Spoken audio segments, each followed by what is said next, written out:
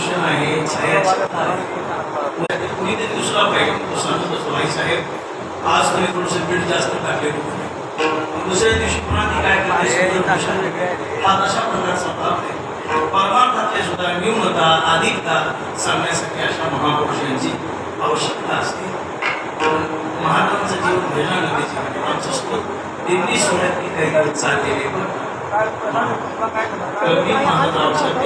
आमच्या नेहमीच चालायला यायचं उपरे करायचे 4 नंबर आलाप गायची म्हणत म्हणत एखादी गोड वगैरे म्हणायचं.